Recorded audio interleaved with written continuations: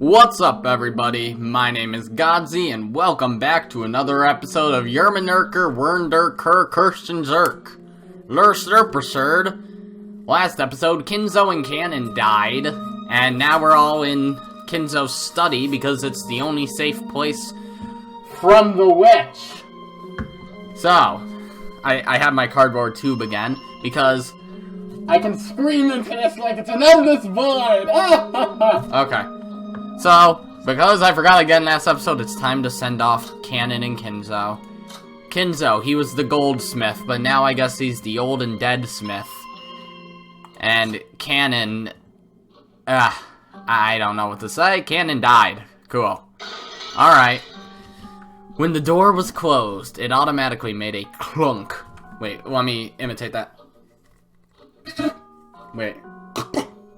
Is that a good enough clunk? Sounds kind of like a door. I see. This is the auto lock that's activated whenever the door is closed. And there were only 2 keys that could open this door from the outside, both of which were in this room. In other words, it had become a closed room. The shutter, the receipt, the chain, and now the auto lock. Hold the door! Just realized something. If the door has a scorpion charm on it, and if the witch, or whoever's pretending to be a witch, is trying to be as thorough as possible, that would mean that, guess fucking what? Kinzo definitely left the study on his own. Why? Fuck if I know. He probably knew he was safe in there. So, he left for some reason that I'm not sure about. So that's lovely. This 4th door had the most magnificent lock yet, and this was doubtlessly a closed room. Just to make absolutely sure that the room was secure, we checked all over for ways in or out. The window was tightly locked. That should have been enough, but just in case we tried knocking all over the walls. After all, we had talked about there being a hidden door in this room, and it was still possible. But we couldn't find anything suspicious. I doubt there's any hidden doors throughout this entire game, honestly. There might be 1 or 2, but I doubt it. Grandfather's study was very large. Even though we called it a study, it wasn't really a single room. We've discussed this, it is more like a tiny house. It can be divided up into 4 basic sections. A study section, a bedroom section, a toilet/bathroom section, and a section for cooking that had a sink. I see, this study really does have enough in it to live in. Now I see how Grandfather could live his whole life in this room without ever leaving. It seemed Grandfather wasn't in the habit of watching TV, because there was no television or even a radio in this room. That's a little boring, but okay. We can't do anything except pass the time listening to the sound of the rain until tomorrow morning. Dr. Nanjo looked closely at the chessboard that sat on the table in front of the sofa and muttered. It was apparently the part we finished chess match he'd been playing with Grandfather until yesterday. Oh yeah, they never finished that. Too bad. The black had the white pretty well cornered, and it looked like checkmate would be reached within a few moves. The last part of the endgame. Even though checkmate had almost been reached, the endgame had been rushed, and in the end was never completed. Kinzo, it seems we weren't able to see this match through after all. Dr. Nanjo. I was Kinzo's friend for a long time, but I never knew about more than half of him. What? You never knew about more than half? Okay. I believe 2 Kinzos existed. A wise one, and one trapped by some madness. I never understood anything about him. Especially when it came to Beatrice. It would seem like his personality changed. In the direction of Kumasawa's upward gaze, a portrait of Beatrice could be seen. Oh wow, really? There's one in here too? It wasn't massive like the one hanging in the entrance hall, but small, made for this room. Grandfather probably spent every day in this room, and so much of his time, talking to the witch in that portrait. Who was Beatrice to Grandfather in the first place? Right now, you couldn't just explain it away by saying it was a story made by the parents to frighten children away from wandering into the forest. True enough. While eating the canned food we brought from the kitchen, we talked together about who Beatrice was. Whether the culprit was Beatrice herself or someone pretending to be her, Whether they were a witch or a human, that was besides the point. The woman in this portrait was strongly related to the roots and background of this case. You couldn't talk about this case without talking about her.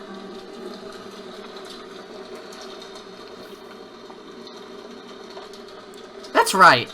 Mom, you picked up the culprit's letter in Aunt Eva's room, right? Yes. I still haven't opened it. Let's give it a try. Aunt Nazi took out that western envelope. Genji pulled a paper knife out of a drawer in the study desk and handed it to her. While watching her open it, George grimaced slightly. After all, it was a letter left at the site where his parents had been murdered. There was a good chance its contents would say something unbearable to George. Aunt Natsuhi also seemed to realize that. So she glanced over the contents first without reading it aloud. We were a little frightened that she might grimace after reading something shocking, but she just frowned unhappily. What does it say? There is one unpleasant sentence. It must be trying to provoke us. Natsuhi, after deciding that the contents could be shown to the children, set it openly on the table. Everyone stared at it at the same time. Praise my name! What the hell? I heard a bell.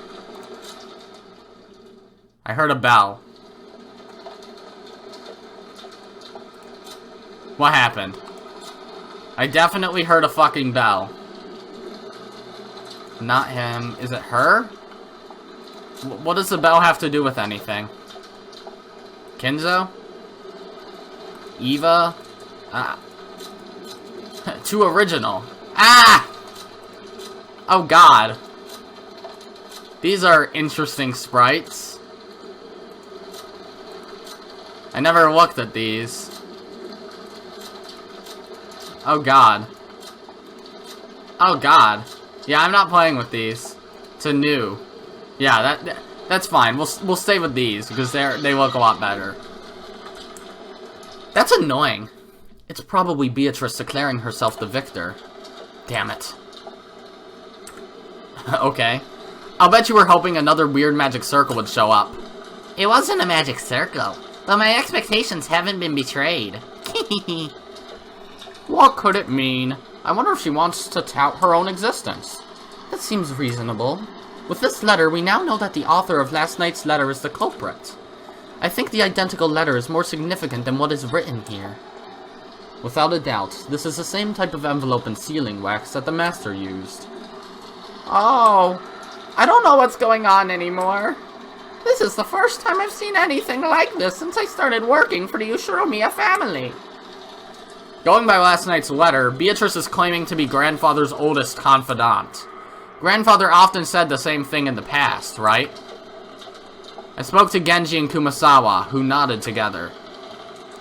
Guess that means you two know more about her than anyone except Grandfather. Could you tell us? For a long time, I've purposefully avoided this topic. But now that it has come to this, I can no longer do so. Genji, tell us everything you know. Okay. Genji didn't answer.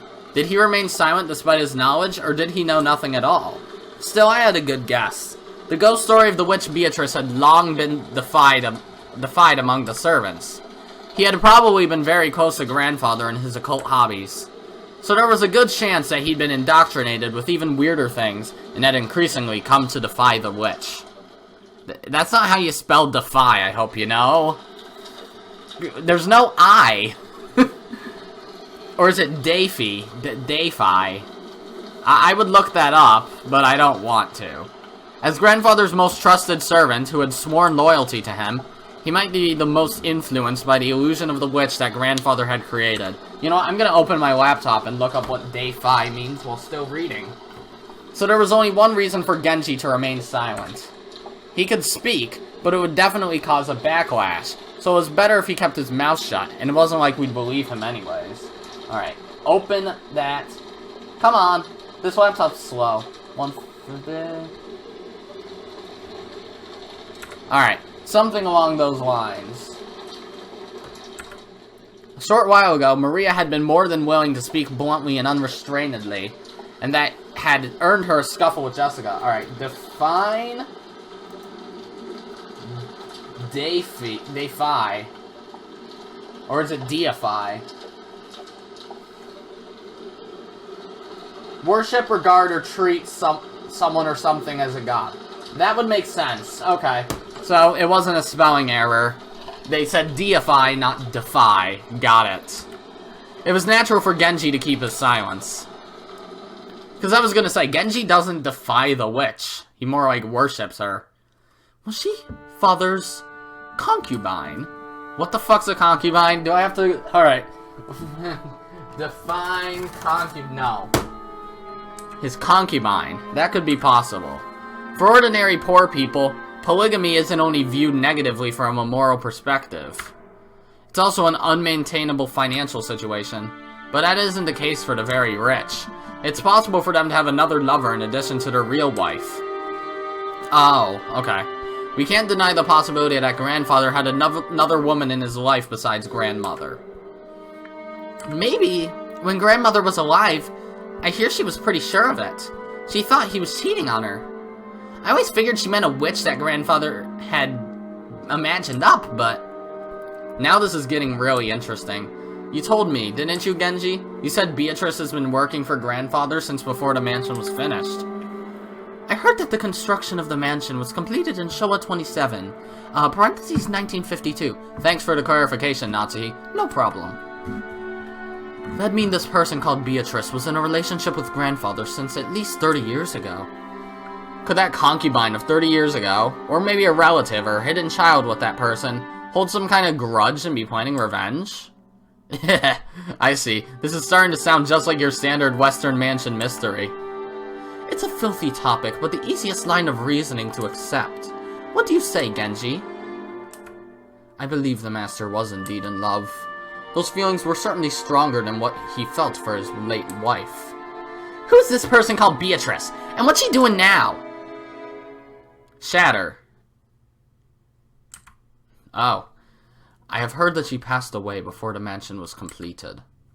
She's already dead? Yes.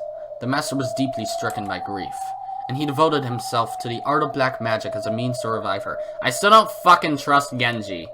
I feel like... I know Beatrice is supposed to be the witch and all, but I feel like she was definitely a human at some point and knew Kinzo. So that's probably... Like, he wouldn't have found out about her any other way, assuming witches don't exist. The master loved Beatrice from the bottom of his heart. It was that madness which drove him to do all that you see here. As Genji said this, he spread his arms, as though asking us to look at this room, filled with the signs of grandfather's madness. Yeah, I still don't trust Genji. I'm pretty sure Beatrice was a person and survived past the time she died. Well, he just said that she was a real person, so I guess I'm being stupid. But I feel there's no way she died before the mansion was completed. Because that wouldn't make sense. For some reason. I just don't trust the words of Genji right now. We were all at a loss for words. Normally black magic seems like it'd just be creepy, and it's really hard to imagine why someone might be so enraptured by it. Since Kinzo was just an eccentric who had restored the Ushiromiyas family and missed his madness, nobody had tried to understand him. The only thing on grandfather's mind had been the loss of a beloved woman, and his inescapable sorrow. Earlier, this room had seemed creepy. Okay, so was he yelling a lot about Beatrice because she died? Or because she disappeared? Because either is possible, is it not? But in an instant, it had changed into something we could understand completely. The creepy books, the magic circles, the medicine, all of it. It all existed simply because he wanted to revive the face of a single woman who had left this world over 30 years ago. I guess that's a good explanation for the occult. The master only told me about Beatrice's story once when he was very drunk. Although I have forgotten the details. It was a deep, deep love, enough to make a woman like me jealous. When Kinzo succeeded the headship of the Ushiromiyas family, his marriage to his late wife had already been decided by the few surviving family elders. That sucks.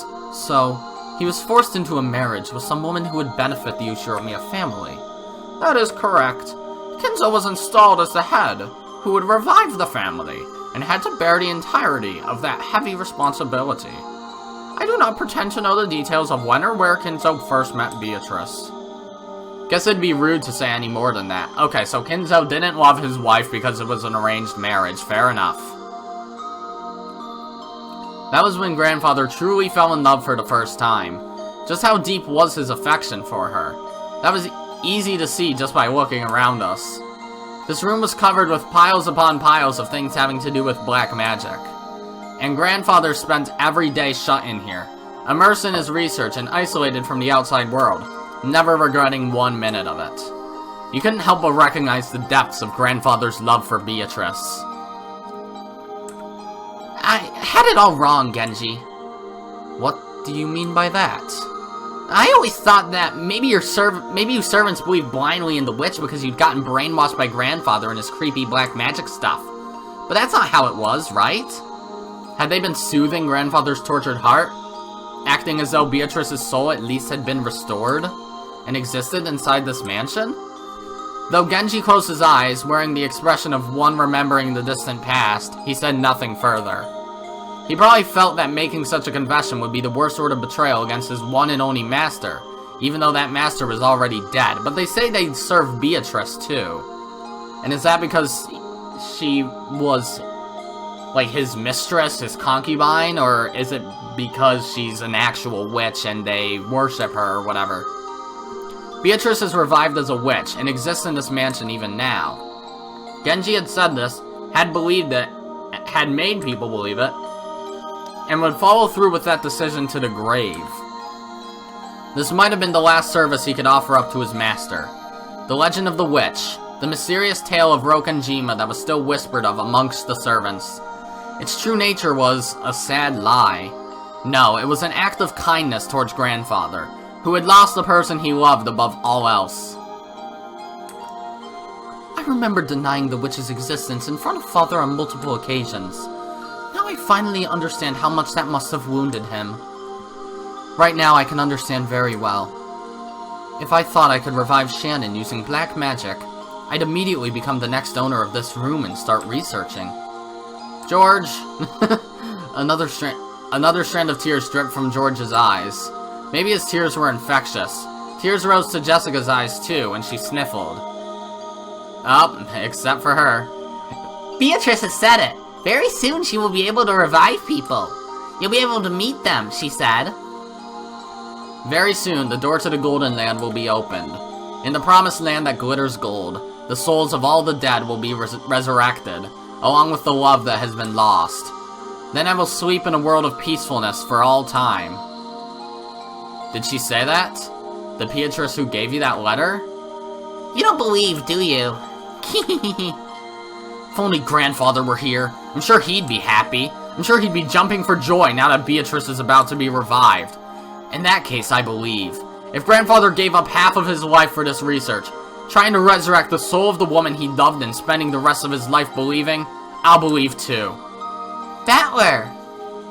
When you love a single woman for so long, the people around you catch on to it, and it becomes the truth. Maybe you could say they're just being polite for the sake of your feelings. But right here, now, I'd like to call that magic. It isn't just being polite. It really is magic. She's a witch. It looks like nobody can see Beatrice after all. Well, she wouldn't be in that room, would she? Some time passed. As we listened to the sound of the rain, we considered what kind of love and madness must have possessed the owner of this room as he spent half his life here. Shatter. Shatter. Shatter. Shatter. I'm a little confused, because I know people still die, but I forget how they do. If you ask me as a woman, then while I'd like to be understanding of Father's feelings of true love, it did leave Mother in an awkward position. I agree. Cheating is cheating. No way to make it pretty. Except it was an arranged marriage, so I don't think he cared. Yeah, that's right. Gotta feel sorry for Grandmother. So, have there been any rumors about a child between Beatrice and Grandfather? The keyword Beatrice has been hidden in every corner of this case. A child between Beatrice and Grandfather. Would that be any of the 4 siblings, or would that be a hidden one? If it is any of the 4, I suppose Rosa might make the most sense? Or maybe Kraus, since he has blonde hair? One of those, I have no clue. So it's natural to suspect some relative of hers. No, I have not heard of anything like that. If there was one, a memento of his most beloved person, he surely would have given them all of his affection. Since he ended up immersing himself in black magic instead, maybe we should assume that there was no such child. There probably was one, but I don't know if it's someone that already exists, or, well, someone we already know about, or someone else. I don't know which it would be, though. Come to think of it, that reminds me of a rumor I heard. You know it, right? That story about how grandfather heavily supported an orphanage called the Fukuin House? Enough of that. That is nothing more than slander which would desecrate father. Tell us, Aunt Natsuhi. I think even you'd agree that this is no time to hide things from each other. It's a worthless story. Father made massive donations to an orphanage, and had the orphans employed as servants at the head family, to give them some on-the-job experience. The story in question is simply some drivel spread by fools, who claimed that father was using those orphans for some filthy hobby. For a while, some guys even said he was collecting human sacrifices for his black magic. And he really is doing weird experiments and ceremonies in this room all the time, so I half believed it myself. And these servants who came from the Fukuin house are... There are several of them, but Shannon and Cannon were the two scheduled during the family conference shift. Oh, there are others? There are other servants that exist right now aside from the 5 that were here? I did not know that. To resurrect Beatrice, he brought in servants from an orphanage as human sacrifices? That's a little cruel. Especially since both are dead. Well, perhaps, I don't know. It could be anyone at this point, really. After all, everyone grandfather selected as a servant was young, about the same age as Shannon or Cannon. I'm sure it was because grandfather had some bizarre hobby. Jessica, mind your words. When Aunt Natsuhi scolded her, the atmosphere instantly went sour and everyone fell quiet. However, something was tugging at the back of my mind. Sacrifices. Sacrifices. Human sacrifices brought over from an orphanage. What is it? Freaky words like sacrifices don't pop up often.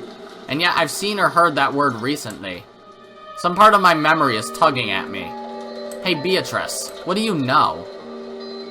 Is he finally realizing the, epitaph? I had arrived in front of the portrait of Beatrice.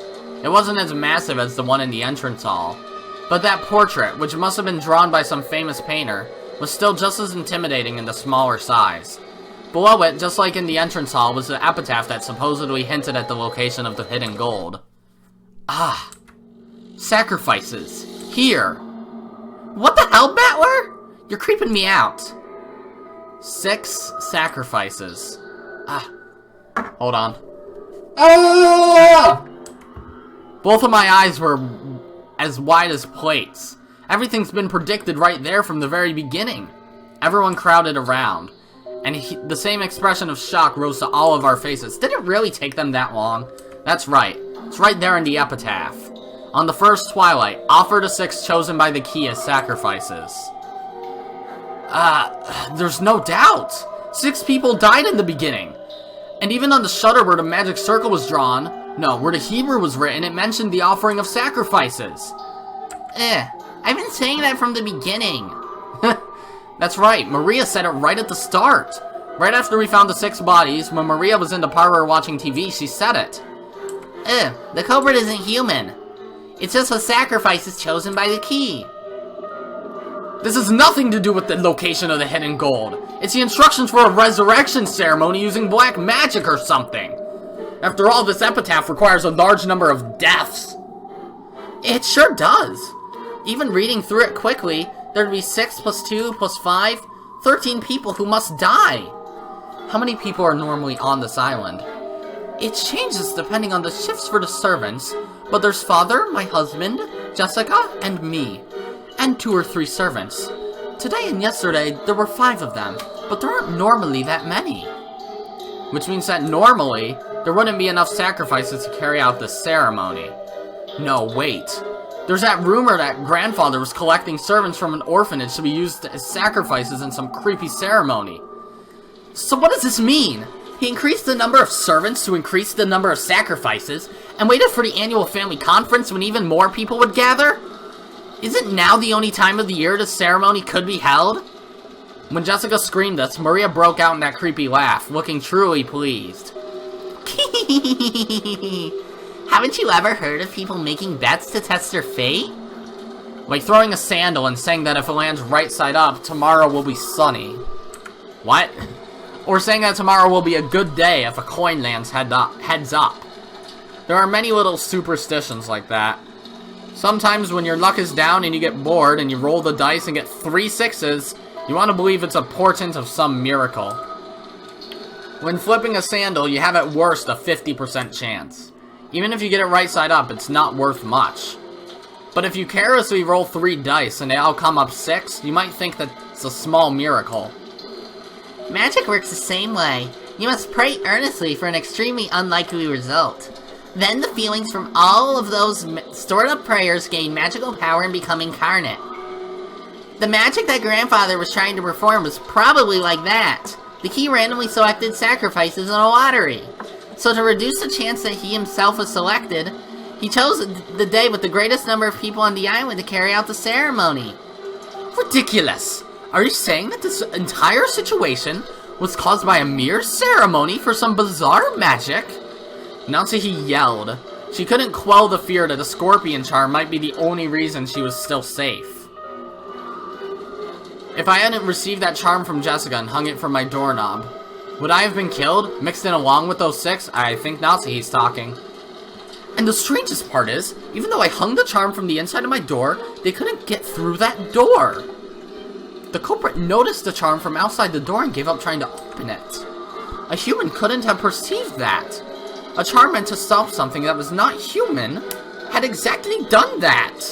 Impossible! Impossible! Impossible! But Natsuhi, the epitaph certainly does continue to fit even after that.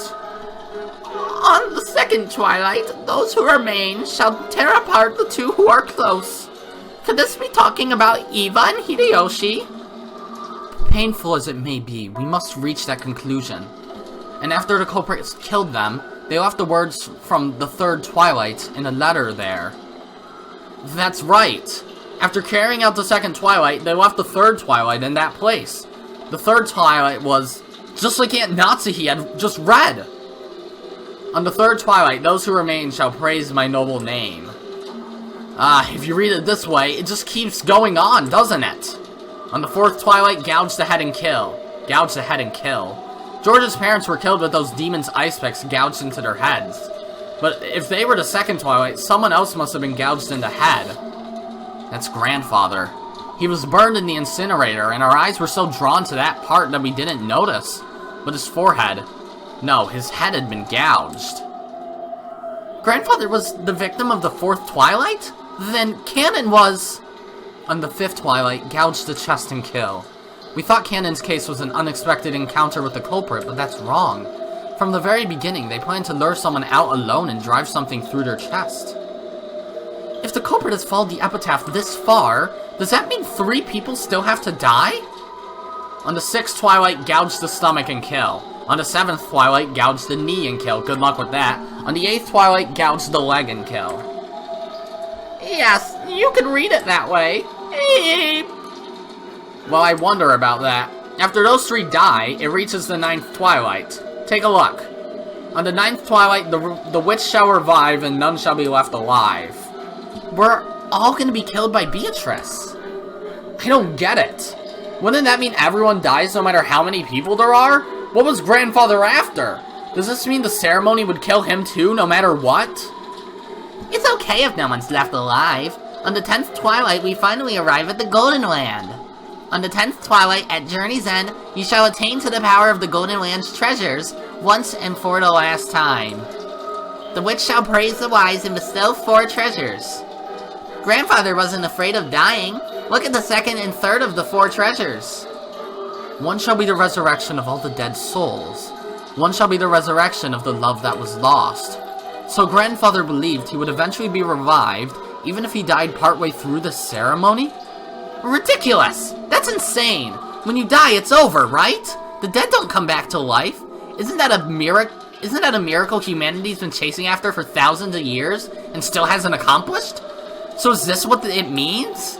Something like you'll be able to meet them in the afterlife where they'll be restored? If what you're saying now is right, would that mean that grandfather, whose remaining life is slim and who's been driven mad by love, is committing suicide? No, a massive forced group suicide. Genji? Is such a thing possible? I don't know. The master is a man who sometimes has the wisdom to see 1,000 years into the future. Bullshit! However, there are times when that appears to be nothing more than madness to commoners such as myself. Okay, should we take that for a yes? What do you say, Kumasawa? I don't know anything. That's right, I don't know. Do you think I would be on this island today if I did know? I would have faked an illness or done anything to take the day off, that's right. What about your opinion, Dr. Nanjo? You've been grandfather's friend for many years. I feel the same as Genji. Kinzo was a man who far surpassed ordinary people. I've even felt a sort of inhuman power from him at times. Even I don't know what Kinzo was thinking when he wrote that epitaph. All we can say is that even if Father did write the script, someone else is carrying it out. That's right. At the very least, there's another culprit who attacked Grandfather in canon. Furthermore, that person is still continuing the crimes just as the epitaph says. The letter in the beginning that we didn't think deeply about. What was it that was written there? We thought back to the recitation of the letter last night. Beatrice had proclaimed something inside it. She had proclaimed that, according to her contract with Kinzo, she would collect everything of the Ushiromiyas family as interest. But then she had also revealed a special clause. If someone discovered the location of the gold Grandfather had hidden, that right would be lost. When the letter was read, Grandfather was still alive. But at that time, it had already been sealed with wax by the head's ring, which meant Grandfather had handed the ring over to Beatrice while he was still alive. If we take a straightforward approach, maybe we should assume Beatrice is carrying out that strange contract, with Grandfather guaranteeing her that right. In other words, this was the same as saying Grandfather knew of and approved of the contents of that letter. In other words, it's basically a joint message from Beatrice and Grandfather, telling us that Beatrice will start collecting interest if we don't solve the riddle. In other words, Grandfather and Beatrice were demanding that we try and solve the riddle of the epitaph. And if we couldn't, they were saying that the massacre would be carried out according to the epitaph. What does that mean? What do they want? I don't have a clue what it means. And there's Maria again. Look, another letter from Beatrice. Huh? What did you say? Maria was pointing at the top of the table, where the canned food everyone had been eating just now still lay. A Western envelope from Beatrice certainly was sitting there, but so what? What in the... Yeah, that shouldn't have happened. Aunt Natsuki let out a hysterical cry, looking between her own hand and the table, because the envelope she had just opened was still grasped in her hand. So why is there still an envelope on the table? What the hell? What's going on, Maria? Where'd that envelope come from? Just now. I looked and it was lying there. Ew. I don't know anything. Anything! This isn't funny. There's only the 8 of us here. There's no way some 9th person snuck in. There wasn't enough time during the few seconds that we gathered around the portrait, right? Uh-oh. Oh boy. Get back! All of you! Back against the wall! Aunt Natsuki was pointing the rifle at Genji and the others, bellowing at them. Genji was overpowered, his face looking like he didn't have a clue what was going on. This is freaky music. Of course, I felt the same, but a few moments late, I reached the same conclusion Aunt Natsuki had. Until just a few seconds, there had been no letter like this on the table, and nobody entered this room. That means someone among us placed it there during the few seconds when everyone was looking away, preoccupied with the portrait. Battler, open that envelope and read what's inside. Sure. I picked it up. It was still sealed with wax. Even without disturbing its contents, I realized that this was an as yet unopened envelope, an unknown envelope. Without relying on a paper knife, I tore it open and pulled out the letter inside. The contents were as follows. Are you enjoying the riddle of Kinzo's epitaph? As you are all probably aware, you have very little time remaining. Please abandon any naive hopes of escaping after the storm passes. This game can only end with my victory or yours. When time runs out, I will win by default. There will be no ties. Make sure that you do not misunderstand your current situation. That's what it says. It isn't clear who put this letter here. However, I have been able to narrow down the list of suspects. It's you all! Madame, that's just too horrible!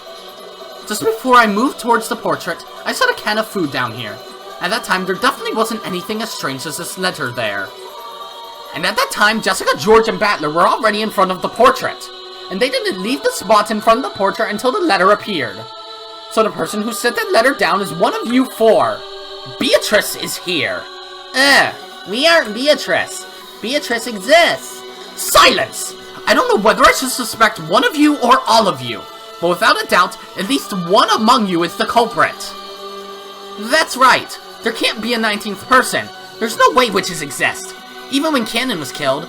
Yeah, that could be explained if Kumasawa was the one who did it. The truth is that Kumasawa entered the boiler room with Cannon and killed him. And then she lied, saying he had already fallen when she got there. You're making a mistake, milady. Why would I do something like that? I don't have the slightest idea how my parents were killed in that closed room. But when they were killed, everyone except for the servants had an alibi. The only ones who didn't were the servants. But does that really mean it's okay to suspect them? Yes, now that you mention it, they have no alibi for any of the cases. Ugh. Should we really be so quick to make that judgment? But this time, in this room, in this place, in this moment, in this minimally small bit of time and space, it's obvious. Only one of the four of them could have set the letter there in our blind spot. Well, ha! Guess who's right about Godzi being a fucking accomplice, bitch? Ha ha! We can't tell who put it there, but it's obvious that one of the four did it. Natsuhi, please calm yourself. A lot has happened today. I understand how much strain is on your mind right now. Dr. Nanjo, it truly pains me to call you suspicious. However, you are father's personal doctor and his closest friend. You have been by his side for many years, and you might even know about Beatrice. Could you be hiding some kind of old obligation? Of course not. Calm yourself. It was pitiful to watch Dr. Nanjo frantically pleading his innocence. It was probably a normal reaction that anyone would give if they were suspected. Kumasawa was the same. Ever since Jessica voiced her suspicions of Kumasawa murdering Cannon, Kumasawa had been totally flustered. That was why Genji's still calm appearance looked so bold. Aunt Natsuhi pointed the barrel of the gun. Genji, you were grandfather's #1 subordinate. Was Beatrice an illusion you showed to father with you as the performer? If by suspecting me you recognize me as the master's greatest servant, then I count it a great honor, regardless of the circumstances. However, I am not the one who put the letter there. Do you expect us to just accept that? You must be the ringleader! Maybe Kumasawa and Dr. Nanjo are your accomplices! And Maria, too. Not content to suspect just the adults, Aunt Natsuhi pointed the gun relentlessly at Maria, too. Oh, great. This afternoon at the Sandy Hook Elementary School. But Maria acted as though nothing had happened. Or maybe she thought she would be fine even if she was shot. Maria, by this point we can no longer remove someone from suspicion just because they're young. So for the last time, let me ask the question that everyone's had since last night. Hold on. Yesterday, who was the Beatrice who handed you that letter? Yeah. Maria, don't dodge. Don't dodge the question. Make it clear. Who gave you that letter? How many times do I have to tell you? It's Beatrice. Maria's not an accomplice. She's just stupid and naive, and she's obsessed with witches. The culprit is probably Shannon. For Christ's sake. Okay. This is just getting out of hand at this point. I'm a little angry with how stupid everyone's being. Guaranteeing this right now, Genji, Hideyoshi, and Eva are accomplices. Shannon is definitely the killer. My reasoning for this is these two are weird. I don't think Shannon really wanted to trust them as accomplices, but they were really her only hope aside from Genji. These two lied about seeing her body. She probably told them about the ring and everything. They lied about seeing it so everyone would think they're dead except for these two. Then she killed them to keep the secret safe because she thought she could trust Genji. Genji put the letter on the table. Genji probably also helped with the rest of the crimes. There. And she also dressed up as Beatrice because, come on, who else would've? Rosa? Probably not. She probably would've recognized her own fucking mother. Kyrie? Almost definitely not. Because we saw her dead body. I don't think that could be fake. Shannon is really the only person whose body was ever hidden at any time. So, really, that's about it. That's probably exactly what happened. Accomplices, culprit. That's what I'm going with. The 1,000-year-old golden witch. If you want to know what she looks like, just turn around. See, she's right there. Beatrice is. Don't mess with us! Maria! Enough, Jessica! Maria, too! Don't you understand the situation? What are you hoping to gain by saying stuff like that? Stop stirring each other up pointlessly! I don't understand. Who do you all want the culprit to be? You only believe in Beatrice when you don't want to suspect one of your own. When you're trying to settle a grudge because someone who's close to you has been killed, only then do you want to believe in a human you can attack with violence and deny Beatrice. That's why you can't see her. Beatrice exists. You all can't see her. Alright, are the quotation marks just something that exists? Silence! I don't want to label you as the culprit, but there's no longer any doubt that you enjoy making the situation unpleasant and are providing assistance to the enemy. Then what will you do? Shoot me? I don't mind. Very soon the door to the Golden Land will be open. Then all of the dead will be resurrected. Right now, death is nothing to be afraid of. But what if the epitaph isn't finished? If the epitaph isn't finished, then no one would be revived, right? Mom, she really is suspicious. We can't keep her with us. But Aunt Natsuhi, please, calm down. There's no reason to shoot Maria. Please remain composed. The letter was meant to provoke us, but it's nothing to be afraid of. Even the culprit is scared of what will happen tomorrow. They're scared of the police. Right now, this island is free from the reach of the law, but that's only because it's isolated by this typhoon. Once the typhoon passes, the law will return, so you mustn't shoot. How can you stay so calm, George?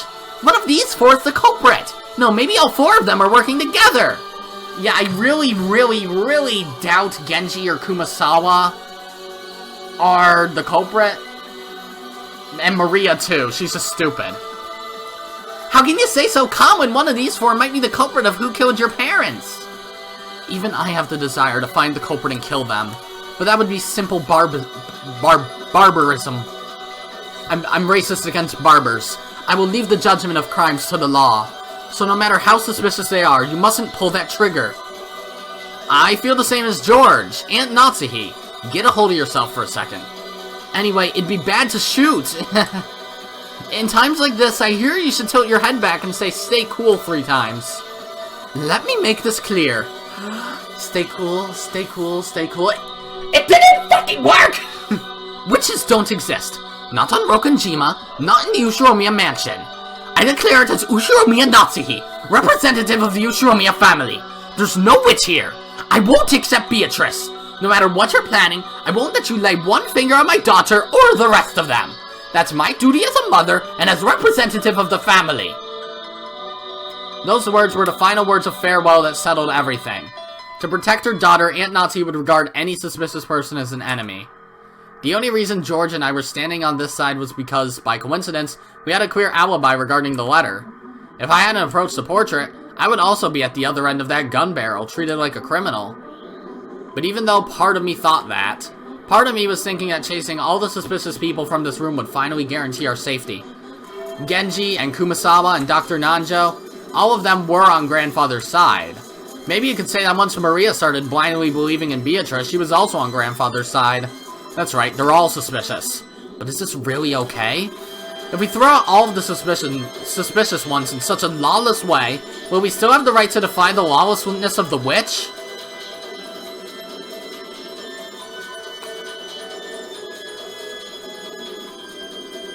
This is really going ham.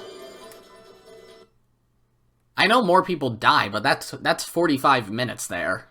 That was 45 minutes. I suppose I could go to an hour and 30 or 2 hours to try and finish the episode, but I don't know how long we'll get to. Because I know this is like the end game of this episode, arc, whatever. Aunt Natsu didn't tell them to leave with her own words, but with wordless pressure she induced them to say that themselves. Because if Dr. Nanjo didn't say those words, this cold silence would surely continue forever. Calm yourself, Natsuhi. Still, I understand your feelings well. I feel like there's something wrong with my head after all these strange, repeated incidents. So I understand well why you would want to suspect us. If you really have nothing to do with this, then my actions now would be beyond rude. However, please understand just this once. Shatter. Very well. Let's leave the room. What do you say, Genji? Shall we return to the parlor and continue our chess game? If that is what you wish, by all means. I don't want to! After all, that means we'll have to leave this room knowing that the wolf is among us, right? I don't want to. Madame, please forgive me. Eek! It was obvious what Kumasawa was trying to say.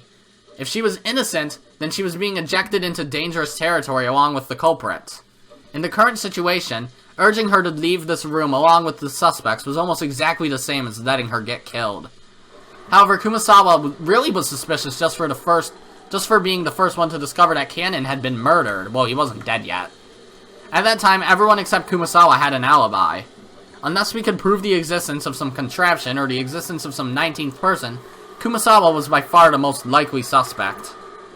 I didn't want to believe it. However, Aunt Natsuhi and the rest of us were in such a difficult situation that we couldn't help suspecting her as well.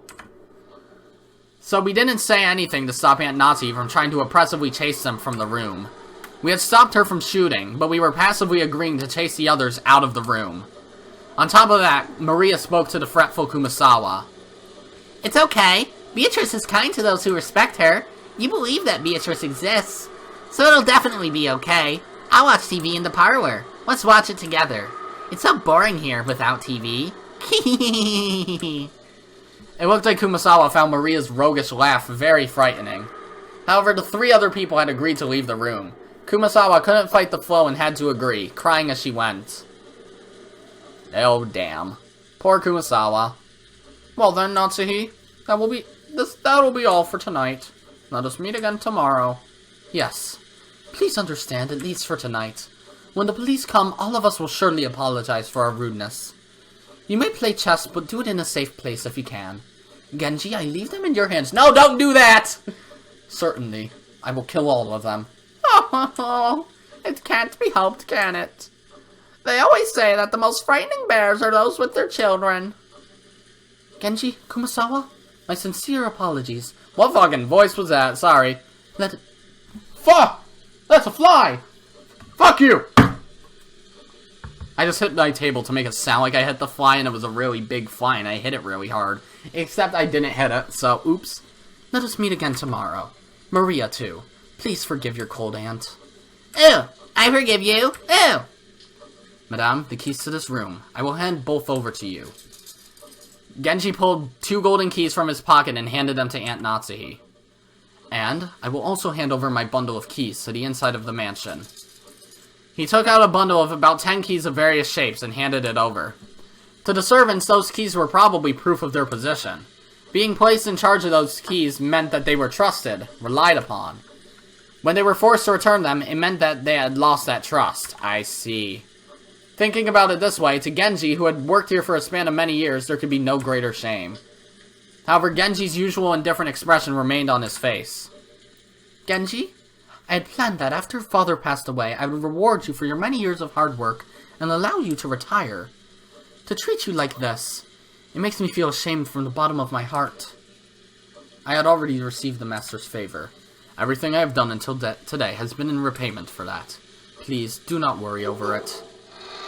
I mean, that'd be nice of Natsuhi, letting him retire. Same with Nanjo and Kumasawa. Well then, shall we, everyone? That was the wrong voice. Good night to you all. Ew.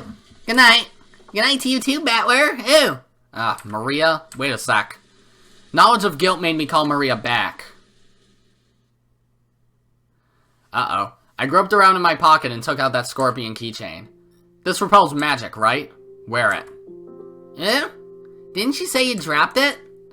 Back then, I got ticked off and just bluffed that I'd lost it. There's no way I'd lose the precious charm you gave me. Maria silently took the charm. I was unable to say anything after that. Well then, everyone, good night to you. Okay then. We watched them leave, our expressions completely worn out, and we weren't even able to respond. Clunk. Bang! And then Nazi's just like, guess what time to kill her? And there's 3 Twilights left. Bang, bang, bang! Alright, let's grab these steaks. I mean steaks as in weapons, not the food. Okay. So Nazi, he works at Outback Steakhouse then. Rosa works at Subway, and Nazi works at Outback Steakhouse. There we go. Until the door closed and we heard the auto lock, we were unable to breathe. Then we were finally allowed to take a breath. After that, I noticed that Beatrice's letter, which I had been gripping the whole time and which was soaked with my sweat, actually had 2 sheets. Oh god. The paper had been tightly stuck together, so I mistakenly thought that there was only one. There were no characters on the second sheet. Oh look, it's the Triforce! Dun! Dun dun dun dun dun dun! Dun!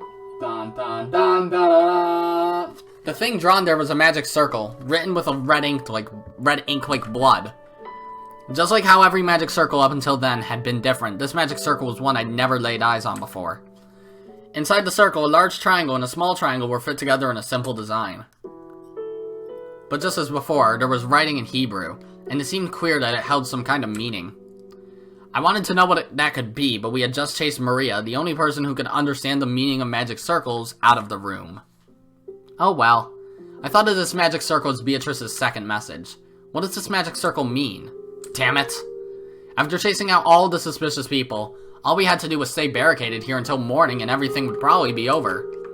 Once the typhoon has passed, when the seagulls cry, will everything be resolved? But the letter, which had unexpectedly appeared in the study, forced us to reject that naivety. It had made it very clear that if time ran out, it would mean the witch's victory. When time runs out, is the witch planning to take on the offensive? This time, is she planning to display some fearful magic power? Maybe something that could have been used to kill 6 adults at once? Wait, when is time supposed to run out anyway? I don't know anything. With this, we should finally be safe. Finally. Definitely. Even as she said that, Aunt Nazi couldn't stop gripping that rifle. There was no release in the tension of her expression. Of course, none of us felt like breathing a sigh of relief. At least not until we could hear the cry of the seagulls once more. Shatter. Shatter. Haha! I'm good at that. Fuck! That's a big clock. It's near midnight. It's 11:30, it seems. Great.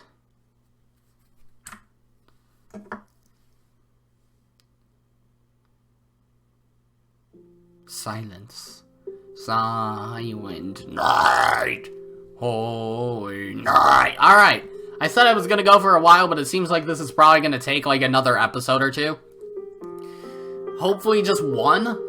I don't want this to go to 16 episodes, because 15's a nice number. Well, 16's not a bad number. 1 episode for every character in Danganronpa V3. Ha ha ha ha. Anyways, with that, that's gonna be it for this episode. And if you liked it, be sure to press the like button. If you didn't like it, fuck you too. Remember to subscribe, follow me on Twitter, and hit that notification bell if you, to stay up to date on all my videos and stuff. And as always, my name is Godzi, and I will see you all next time. Goodbye!